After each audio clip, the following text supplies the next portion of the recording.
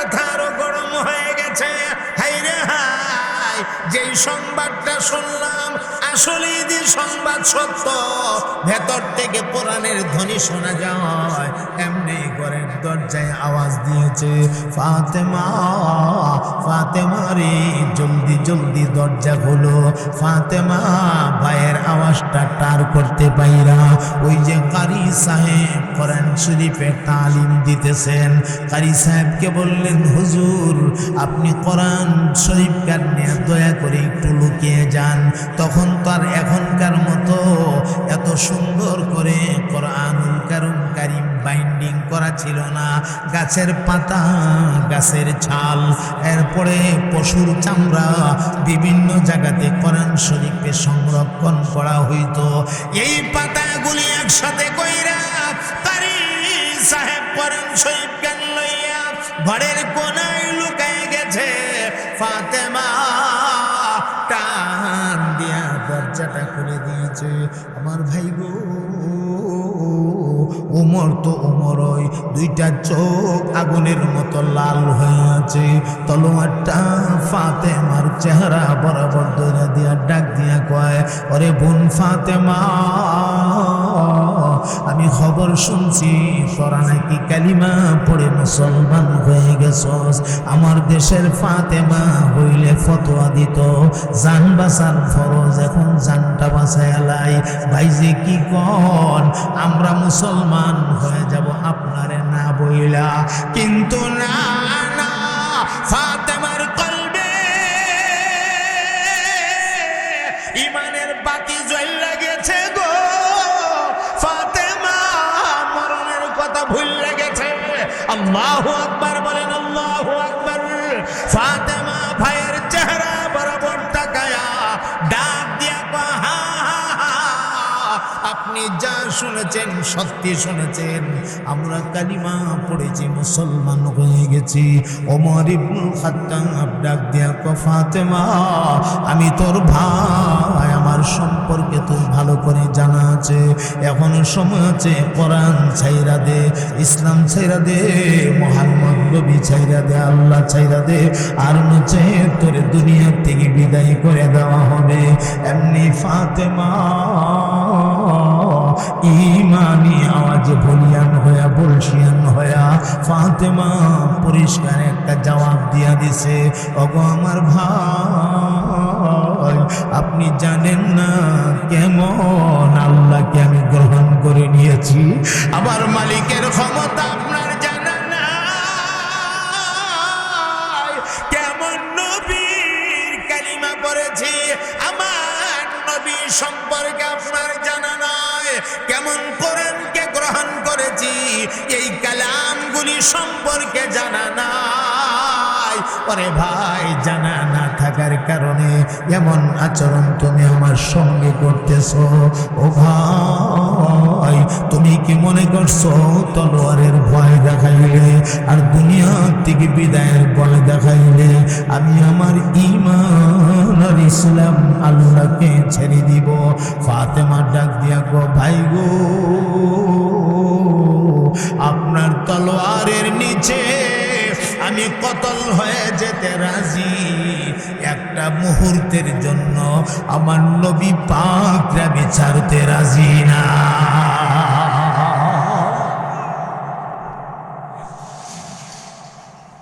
হযরত বেলাল হাবশী দেশের মানুষ আমার নবীর চিহ্ন কালিমা পড়ল। আর আবু জাহাল আমার নবীর চতুর্দিকে ঘুরঘুর করে ঘুরছে। কপাল পোড়া, কপালে হেদায়ত নাই, ঠিক কিনা?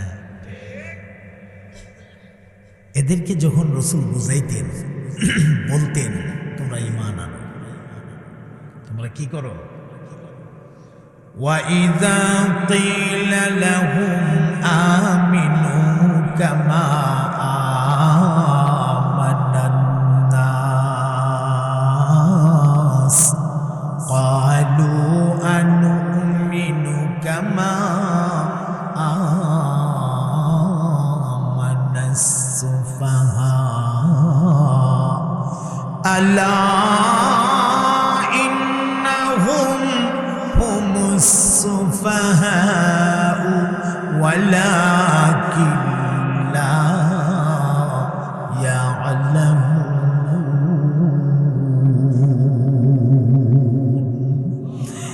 এদেরকে যখন বলা হইতো আমিনু কামা আমানান নাস, ঈমান আনো তোমরা মানুষেরা যেইভাবে ঈমান আনছে, অর্থাৎ সাহাবায়ে কেরাম আজমাইনরা যেইভাবে ঈমান আনছে এভাবে তোমরা ঈমান আনো।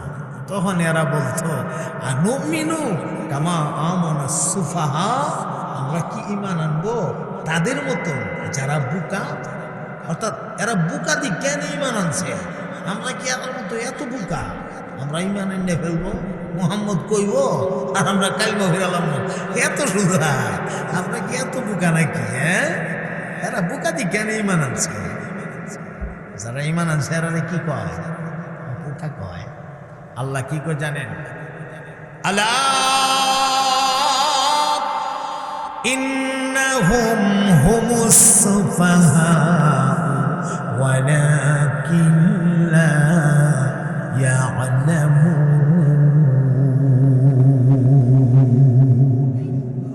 খবরদার, ইন্নাহুম হুমুস সুফাহা, আমার হাবিবের সাহাবীরা বুকা না, বরং যারা আমার হাবিবের সাহাবীদেরকে বুকা কয় এরা নিজেরাই বুকা, আর এরা যে বুকা এই কথাটা এরা বুঝে না, কথা কয় না।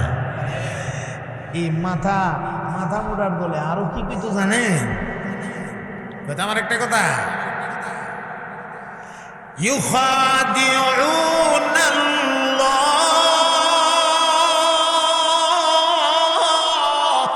ওয়াল্লাযীনা আমানু ওয়ামা ইয়াখদাউনা ইল্লা আনফুসাহুম ওয়ামা ইয়াশউরুন।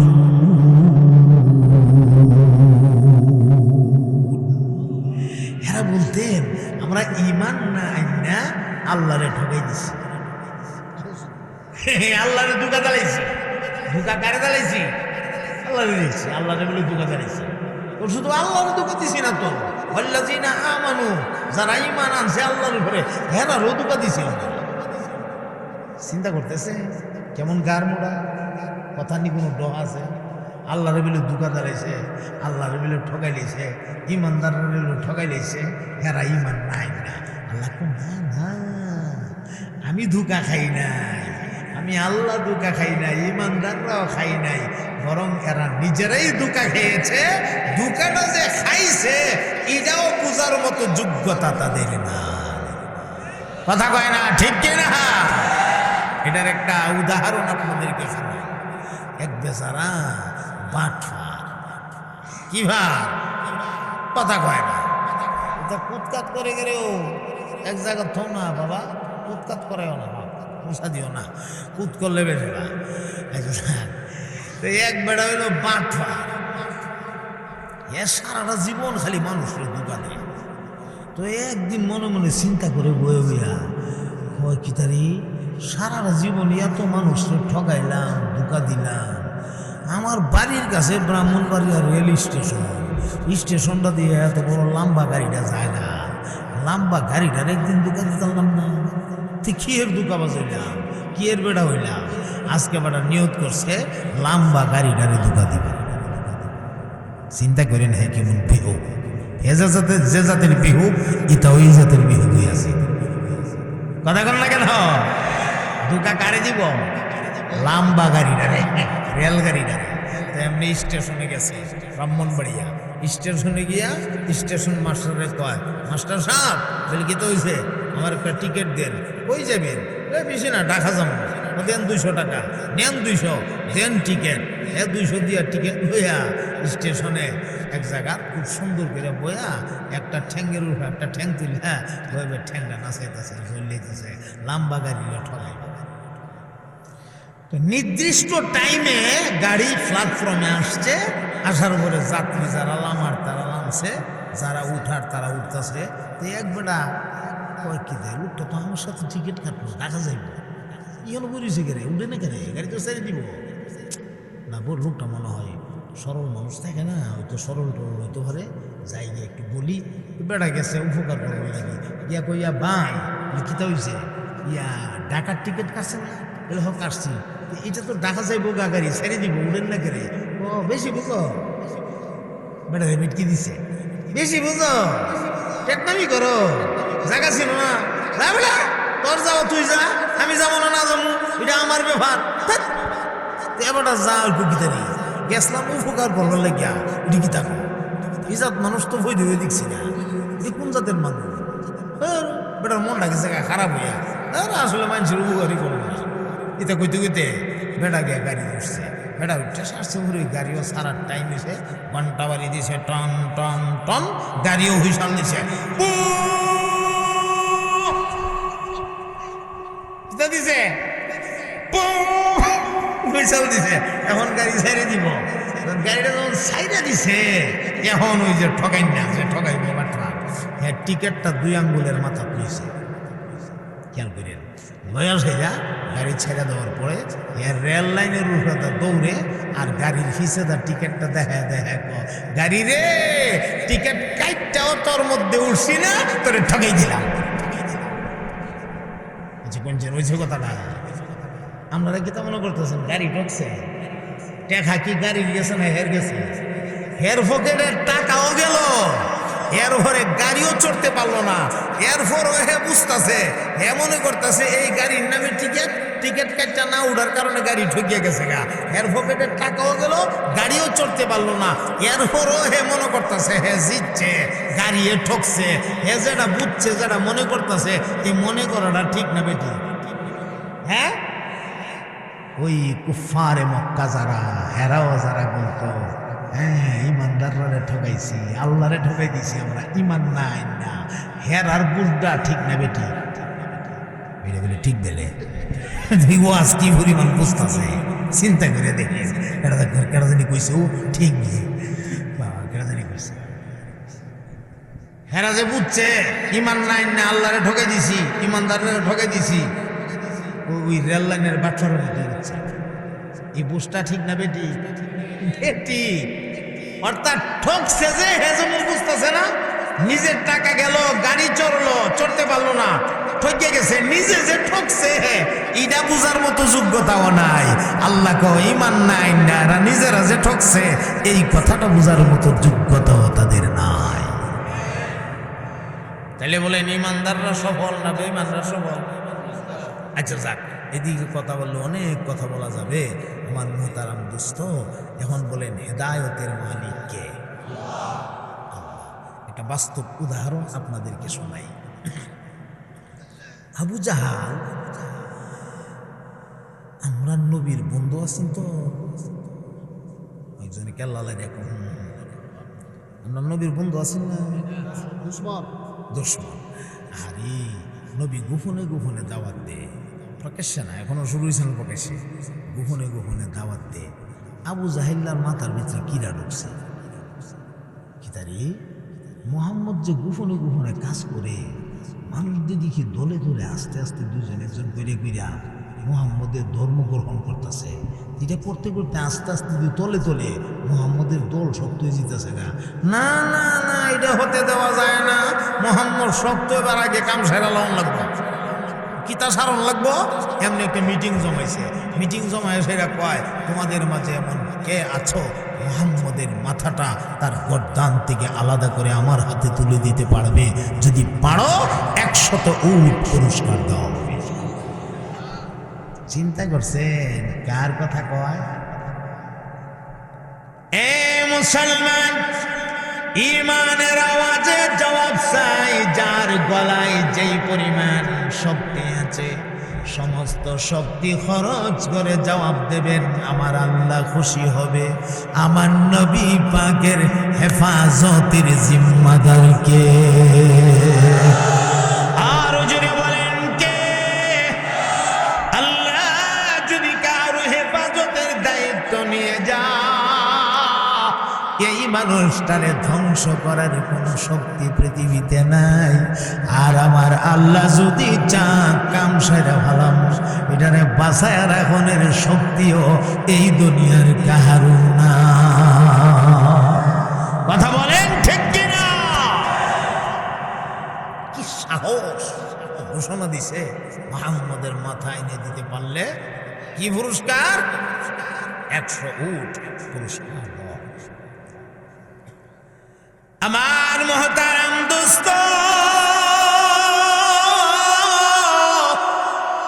কেউ রাজি হয় না, সাহস করে না।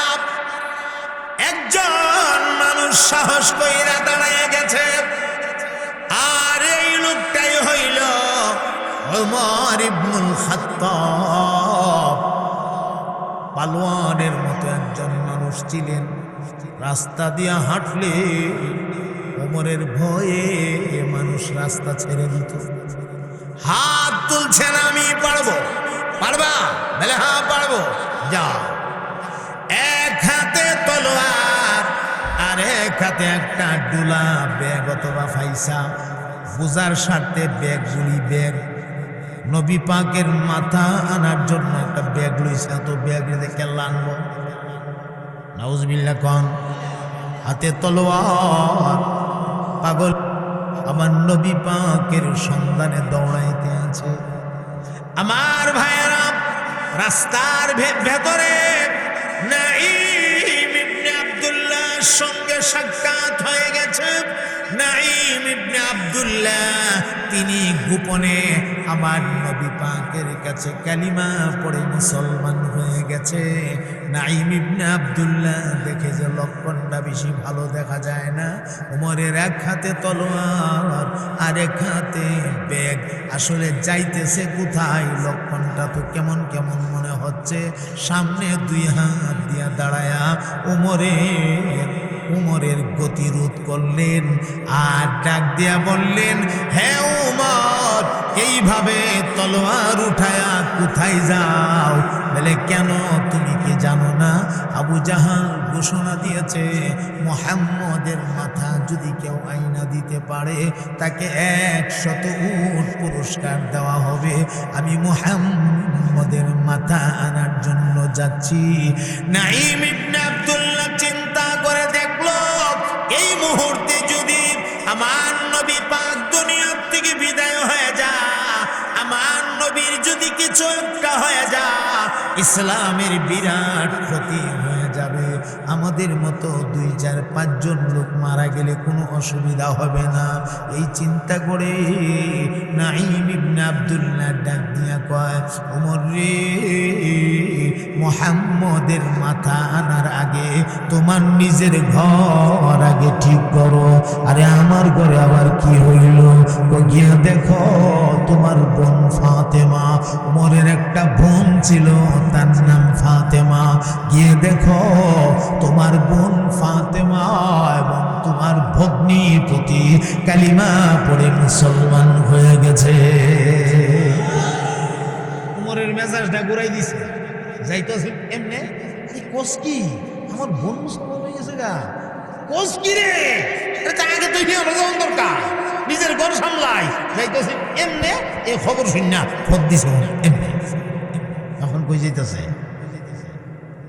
বোনের বাড়িতে। আমার মহতারাম দোস্ত, ঠিক এই মুহূর্তে একজন কারি সাহেব সাহাবী ওমরের বোন ফাতেমা এবং তার ভগ্নিপতিকে আল্লাহর কোরআনের তালিম দিতেছিলেন। ঘরের ভেতরে কোরআনের তালিম। ওমর দৌড়াইয়া ফাতেমার বাড়ি গেলেন। ঘরের দরজা দিয়া কান লাগায়া শুনে গো, ঘরের ভেতর থেকে আল্লাহর কোরআনের আওয়াজ বের হয়ে আসতেছে। মাসালতু মাসালান আর রহমান আল্লামাল কুরআন খালাকাল ইনসান আল্লামাহুল বায়ান আশ-শামসু ওয়াল কমারু বিহুসবান ওয়ান নাজমু ওয়াশ-শাজারু ইয়াসজুদান ওয়াস-সামাa'u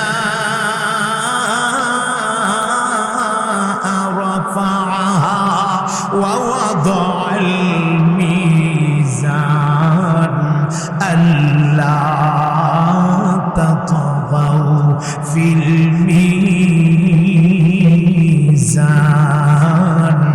وأقيموا الوزن بالقسط ولا تخسروا الميزان والأرض وضعها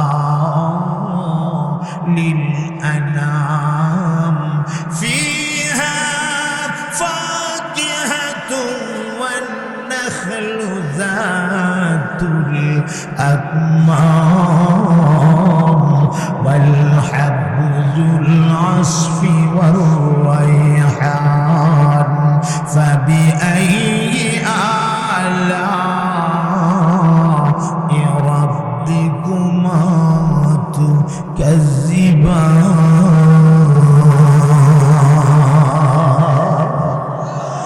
আমার মহতারাম দোস্ত ঘরের ভেতর থেকে ওই যে কোরআনুল কারীমের আওয়াজ কানে বাইজা গেলে উমরের মাথারও গরম হয়ে গেছে। হায়রে হায়, যেই সংবাদটা শুনলাম আসলে যে সংবাদ সত্য, ভেতর থেকে কোরআনের ধ্বনি শোনা যায়। এমনি ঘরের দরজায় আওয়াজ দিয়েছে, ফাতেমা ফাতেমা রে, জলদি জলদি দরজা খোলো।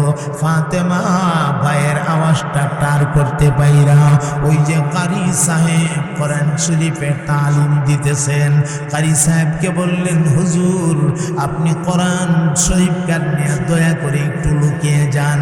তখন তো আর এখনকার মতো এত সুন্দর করে কোরআনুল কারীম বাইন্ডিং করা ছিল না। গাছের পাতা, গাছের ছাল, এরপরে পশুর চামড়া, বিভিন্ন জায়গাতে কোরআন শরীফে সংরক্ষণ করা হইতো। এই পাতাগুলি একসাথে কইরা কারি সাহেব কোরআন শরীফ জ্ঞান লইয়া ঘরের কোনায় লুকায় গেছে। ফাতেমা টান দিয়া দরজাটা খুলে দিয়েছে। আমার ভাই গো, ওমর তো ওমর, ওই দুইটা চোখ আগুনের মতো লাল হয়ে আছে। তলোয়ারটা ফাতেমার চেহারা বরাবর দৌড়া দিয়া ডাক দিয়া কয়, ওরে বোন ফাতেমা, আমি খবর শুনছি তোরা নাকি কালিমা পড়ে মুসলমান হয়ে গেছস। আমার দেশের ফাতেমা হইলে ফতোয়া দিত জান বাঁচান ফরজ, এখন জানটা বাঁচায় লাই। ভাইজি কি কন, আমরা মুসলমান হয়ে যাব আপনারে না বইলা। কিন্তু না না, ফাতেমার কলবে ইমানের বাতি জ্বলা গেছে গো। ফাতেমা মরণের কথা ভুলে গেছে। আল্লাহু আকবার বলেন, আল্লাহু আকবার। ফাতেমা ভাইয়ের চেহারা বরাবর তাকায়া ডাক দিয়া কয়, হা হা হা, আপনি যা শুনেছেন সত্যি শুনেছেন, আমরা কালিমা পড়েছি, মুসলমান হয়ে গেছি। ওমর ইবনুল খাত্তাব ডাক দিয়া কয়, ফাতেমা আমি তোর ভাই, আমার সম্পর্কে তোর ভালো করে জানা আছে, এখনো সময় আছে, কোরআন ছাইরা দে, ইসলাম ছাইরা দে, মুহাম্মদ নবী ছাইরা দে, আল্লাহ ছাইরা দে, আর নচে তোরে দুনিয়ার থেকে বিদায় করে দেওয়া হবে। এমনি ফাতেমা ইমানি আওয়াজ ভলিয়ান হইয়া বলশিয়ান হইয়া ফাতেমা পরিষ্কার একটা জবাব দিয়া দিছে, ওগো আমার ভাই, আপনি জানেন না কেমন আল্লাহকে আমি গ্রহণ করে নিয়েছি, আবার মালিকের ক্ষমতা আপনার জানা নাই, কেমন নবীর কালিমা পড়েছি, আমার নবী সম্পর্কে আপনার জানা নাই, কেমন কোরআনকে গ্রহণ করেছি এই কালামগুলি সম্পর্কে জানা নাই। ওরে ভাই, জানা না থাকার কারণে এমন আচরণ তুমি আমার সঙ্গে করতেছো।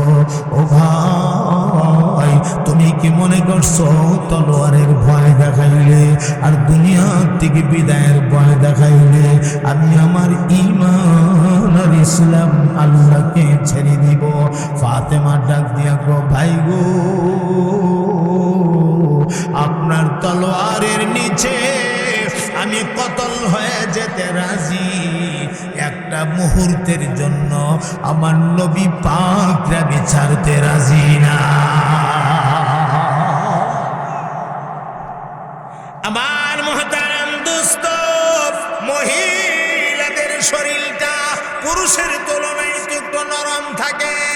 মহিলাদের শরীর তো পুরুষের মতো এত শক্ত থাকে না। ওমর রাগান্বিত হইয়া তলোয়ারের ধার জায়গা দিয়ে আঘাত করে না, কারণ চিন্তা করে ধার জায়গা দিয়ে আঘাত করলে তো মইরাই যাইব। মাইরা লওয়া তো উদ্দেশ্য না, উদ্দেশ্য মুহাম্মদের ধর্মটা ছাড়ায়া বাপ দাদার ধর্মে নিয়ে আসি। এমনি ওমর তলোয়ারের ঘাড়া দিয়া হযরতে ফাতেমার শরীরের মধ্যে আঘাত করতে শুরু করেছে। আমার দোস্ত, আঘাতের কারণে শরীরের কোনো কোনো জায়গার মধ্যে রক্ত জমা গেছে, আবার কোনো কোনো জায়গা চামড়া ফাইটা রক্ত বাহির হয়ে গেছে। ফাতেমা দুর্বল হয়ে গেছে, আর দাঁড়ায় থাকতে পারে না, জমিনের মধ্যে পইরা গেছে। গলা কাটা মুরগিটার মতো জমিনে ছটফট ছটফট করতেছে।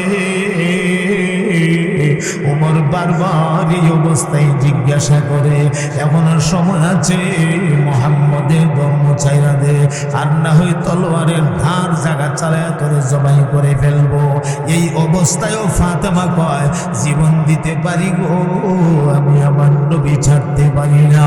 আমার মুহতারাম দোস্ত, হঠাৎ করে ওমরের নজরটা নিচের দিকে পড়লে এমনি তাকায় দেখে কোরআনুল কারীমের একটা পাতা মাটিতে পড়ে রয়েছে। এই পাতাটাকে ধরার জন্য ওমর সামনের দিকে হাতটা বাড়াইলে ফাতেমা ওমরের হাতটা টান দিয়ে সরাইয়া দিছে। না গো ভাই, না না, লা ইয়ামাসসুহু ইল্লাল মুতাহহারুন, আমার আল্লাহর কালাম পবিত্রতাবিহীন ধরা ছোঁয়া যায় না। আপনি ধরবেন না, আপনি নাজিস, আপনি নাপাক, আমার আল্লাহর কালামে আপনি ধরবেন না। ওমর ভাবতে লাগলো, এটা কেমন কালাম গো, যেই কালামের জন্য আমার বোনটা রক্তাক্ত হয়ে গেল, গলা কাটা মুরগির মতো জমিনে পড়ে ছটফট করতেছে। এরপরেও কালামটা ছাড়তে রাজি হয় না। এটা কেমন কালাম, অন্তত এক নজর এই কালামটারে দেখা দরকার। এক দৌড় মাইরা কুয়ার কিনারাতে গিয়া হযরতে ওমর আমার ভাই গোসল করেছে, গোসল কইরা পাক ও সাফ আর পবিত্র হইয়া ফাতেমার সামনে এসে ডাক দিয়া গো, দে রে, কোন কালামের জন্য তুই এত পাগল হয়ে গেলে? একটা নজর এই কালামটারে আমি দেখি। এমনি ওমর আল্লাহর কোরআনুল কারীমের এই পাতাটারে হাতে নিলেন। পাতাটারে হাতে নিয়ে দেখে আল্লাহর কোরআনের সূরাতুত তাহা থেকে কিছু আয়াত সংবলিত। তাহা মা আনজালনা আলাইকাল কুরআনা লিতাশকা ইল্লা তাযকিরাতাল লিমান ইয়াখশা। আরব দেশের মানুষ, আমার আল্লাহ আরবি ভাষায় কোরআনকে নাজিল করেছে। একদিকে পড়ে, অপর দিকে তরজমাও বুঝে। আমার ভাই পড়তে পড়তে আয়াত একখান সামনে এসে গেছে, জলিলে কদর আয়াত, যেই আয়াত আমার মাওলা পাকের ওয়াহদানিয়তকে বহন করে, যেই আয়াতের মাধ্যমে আমার মাওলা পাকের ইবাদতের ইশারা দেওয়া হয়েছে, যেই আয়াতটা ওমর ইবনুল খাত্তাবের হেদায়েতের কারণ হয়ে গেছে।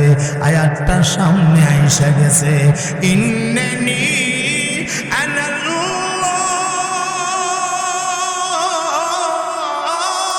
লা ইলাহা ইল্লা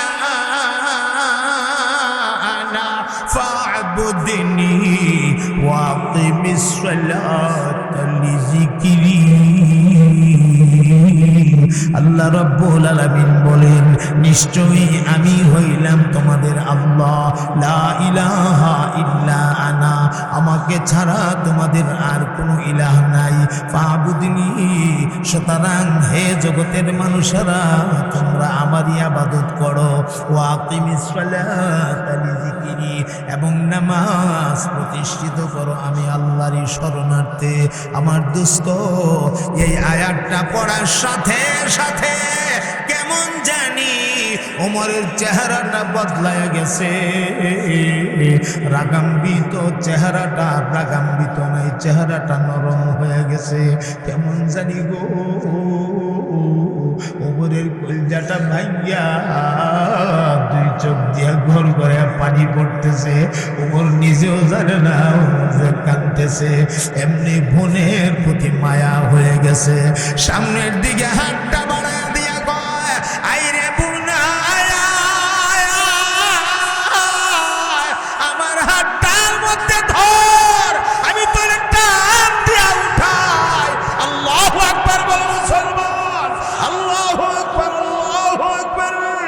হযরত ওমর হাত বাড়ায়া দিলেন, ফাতেমা হাতটার মধ্যে ধরলে, ওমর টান দিয়া ফাতেমারে উঠায় দাঁড় করায়া ফাতেমার শরীরের রক্তগুলি ওমর মুছতেছে, আর ঝার ঝার করে দুই চোখের পানি পুষে আর মুছে কান্দে আর ডাক দিয়া কয়, এই যে কালাম গুলা পড়লাম, এই কালাম গুলা তো জীবনে কোনোদিন কান দিয়া ঢুকে নাই, এমন কালাম জীবনে কোনোদিন পড়ি নাই। বন্ধে মন সাক্ষী দিতেছে এগুলো ঐশী বাণী, এগুলো দুনিয়ার সাধারণ কারো কোনো বাণী না। তুই যে আল্লাহ কস, মন বলতেছে এগুলো আল্লাহ রব্বুল আলামিনের বাণী। ওরে আমার বোন, আমি বুঝতে পারি নাই তোর উপরে নির্যাতন করেছি, আমি তোরে মারছি, আমি তোর ভাই, তোর কাছে মাফ চাই, আমারে মাফ কইরা দে, আমারে দয়া করে মাফ কইরা দে, আর দেরি করিস না, ওই নবীর দরবার আমারে লইয়া যা, যেই নবীর ধর্ম গ্রহণ কইরা তোরা জীবন ধন্য হয়ে গেছে।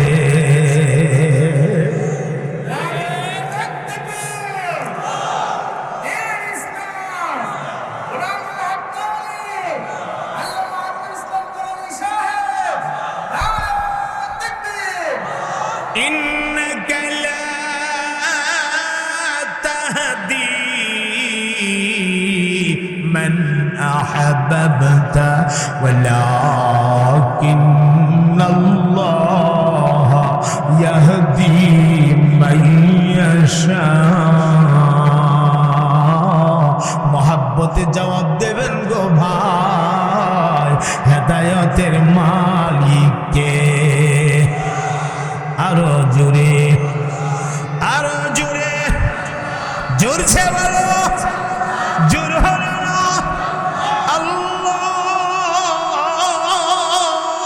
আল্লাহ, আল্লাহ, আল্লাহ, আল্লাহ, আল্লাহ, আল্লাহ, আল্লাহ, আল্লাহ, Allah